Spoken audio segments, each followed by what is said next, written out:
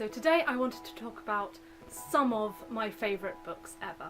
These are just a few of them. I find it really hard to say what my all-time favourites are of anything because I just find it shifts all the time. There's always some that are in there, including my favourite book, which I'll talk about at the end. A lot of these are really famous novels. A lot of people will have read them. Some of them not so much, but I love them all. And I just wanted to talk about them even if everything that I'm going to say has been said a million times. So I wanted to start with a funny book that is really famous. TV adaptations, movie adaptations, radio, and it's The Hitchhiker's Guide to the Galaxy by Douglas Adams. This book, as you can see, contains the entire trilogy of 4, which sums up Douglas Adams' humour completely and is one of the reasons why I love this book so much. Douglas Adams is peak humour. You do not get better than Douglas Adams. Just the metaphors, the whole attitude of the characters, especially the main character, Arthur Dent, who is quintessentially British in everything that he thinks and feels. They're all fantastic, but The Hitchhiker's Guide to the Galaxy, the first book in the series, is, in my opinion, by far the best. I just love it. I could read it over and over again. I could watch the movie with Martin Freeman and so many other famous people in it loads of times, not get sick of it. Especially the one scene, my favourite scene in both the book and the movie, is when 2 missiles are coming towards the ship that our main characters are on, and as it has this drive in the ship, works on improbability, and it can make anything happen essentially. They fire up this drive, it turns the 2 missiles coming towards the ship into a whale and a pot of petunias. And I would love to read it, but honestly you should just go and look at the scene from the movie because Bill Bailey narrates the whale's thoughts, and honestly I'm not going to do better than Bill Bailey. Stephen Fry is the narrator of the whole movie, and I'm never going to do better than Bill Bailey and Stephen Fry put together in a scene being a whale and a pot of petunias.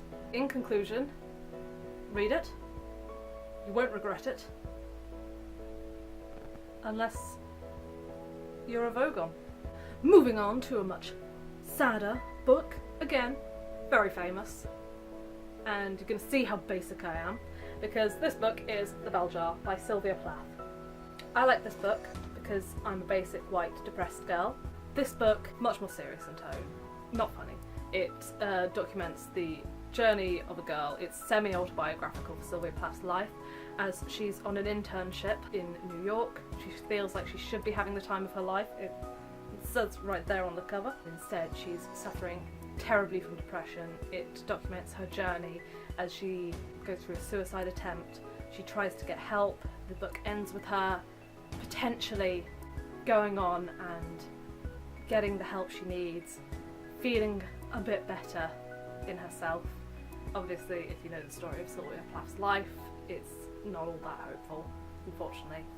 But this book came to me at a time when I was going through a similar thing to the protagonist. I was just starting to think about getting help. So this book really resonated with me. If you're looking at reading this, it's incredibly powerful. I would say take the message at the end, the I am, as she goes into the room to have her assessment. I would take it as a message of hope, because you can get help and you can feel a bit better, and this book sort of helped me decide to get help. Ooh, next book is less well known. I imagine it's pretty well known. I don't know. This book I actually picked up when I was about 11? 12? 11. I was a kid, and I was on holiday with my family in Australia, where books are really expensive. Why are they so expensive in Australia? Anyway, I bought about 6 books with me, and I'd read them all, and we were still only about halfway through the trip. So my mum caved and let me pick out a very expensive book from the teeny tiny airport bookshop that we were in. And I picked up this. This is Finding Cassie Crazy by Jacqueline Moriarty, Australian author. I think this is actually called The Year of Secret Assignments in America. Not sure why. Never been sure why books have two different titles or more in different places unless it's like a translation. My mum said that I could have this book. On the back it says the girls are in year 10. Year 10 in the UK is about 15, so my mum thought, ooh, my daughter's 11. Better have her read a little bit before we buy this book to make sure it's okay and suitable. So I read the first little bit and I was like, yeah, there's no swearing, there's nothing, this book's fine, it's just funny and it's written in a really interesting way. And my mum was like, fine, we'll buy the book. And so we bought it, and I was reading it all through the airport, all the way onto the plane. And the moment we started to take off, I hit a page that is entirely covered in "You talk like a pile of crap, you talk like a pile of crap, you talk like a pile of crap, you talk like a pile of crap, you talk like a pile of crap, you talk like a pile of crap, you talk like a pile of crap, you talk like a pile of crap." 11-year-old me didn't swear. Didn't know any swears. I was a very innocent child. "You talk like a pile of crap" was, in that number, shocking to me, and it's all downhill from there. There's swearing, I'm pretty sure there's sexual references, not as bad as other books in this quasi-series, which include things like underage pregnancy, running away, poisoning. I really love the way this book is written, so you'll get things like notes on the board of the tutor room of the girls, and then you see all the graffiti that they've written on these. This is written in a collection of letters, and it's based on a pen pal project between two different schools. And then you get things like extracts from Lydia's diary, Lydia being my soulmate in fictional book character form. I love her so much. It's written the way that teenagers see themselves. It's just a good book. It's funny, it's got drama. If you're sort of teenage, young adult age, I would definitely recommend this book. Honestly, if you're an adult, I would recommend this book because it's really good, and all the rest in the series are really good as well. I'm just going to do two books together because of how famous they are and the fact that you've probably read them in school. I'm talking about To Kill a Mockingbird by Harper Lee and The Great Gatsby by F. Scott Fitzgerald. As you can see, this is my copy from when I did my GCSEs, and no one's ever bothered to take all the post-its out. I just read around them if I want to read it again. This is how you get an A star at GC. I'm pretty sure I got an A. Not really going to go into the plot.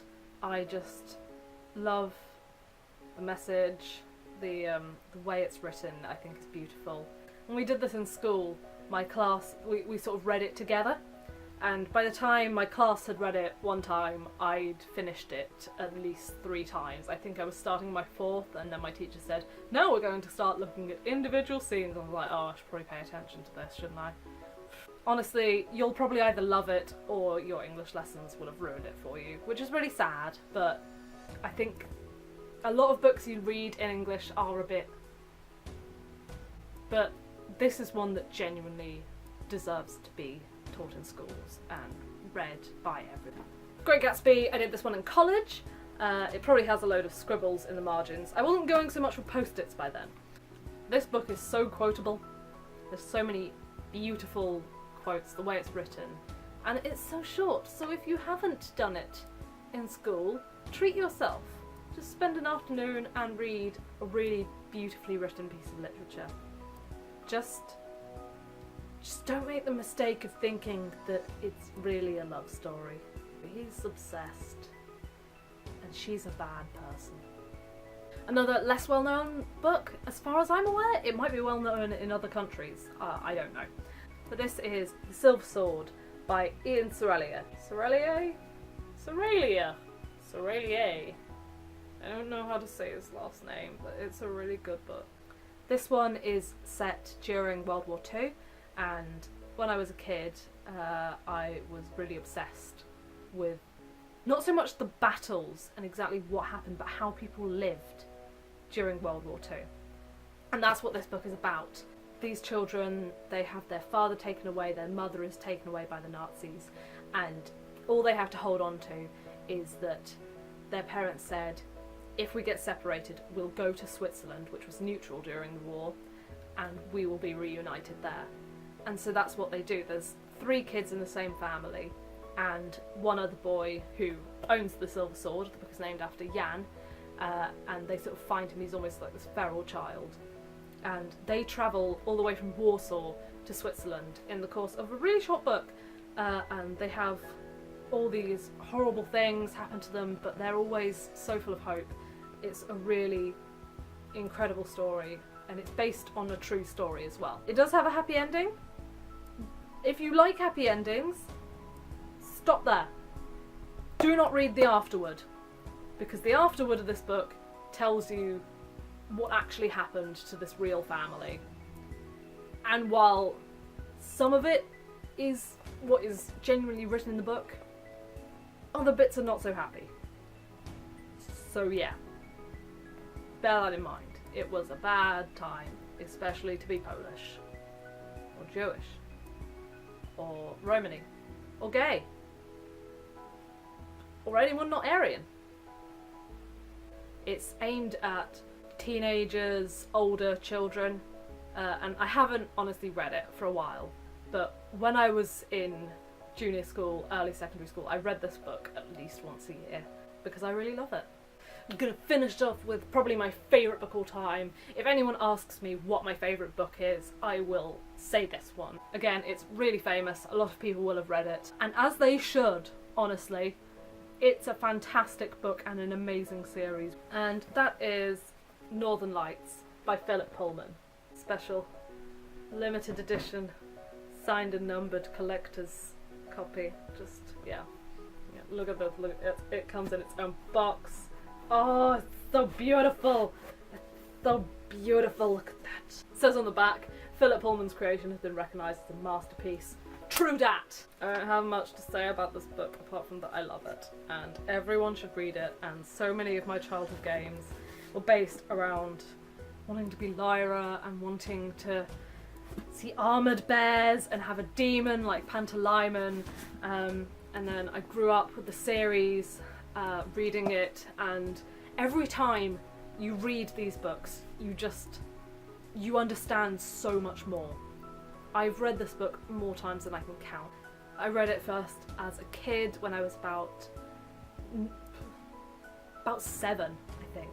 See, I didn't understand a lot of the theological implications, I didn't understand the depth of the book, but I read it again and again and again and again, at least yearly, as I was growing up into my teens and up till recently, and every time you read this book, you understand more and more of what Pullman is saying about his message, about how he feels, about the real intricacies of this world that he creates. I love that book so much. Anyway, this was some of my favourite books. I hope you enjoyed it. Please let me know what your favourite books are. Did my list suck? Was it basic? I know it was basic. I know, I'm sorry. If you have any book recommendations for me to read based on my list, I would be happy to hear that as well. So, thank you for watching, and I will see you in the next one.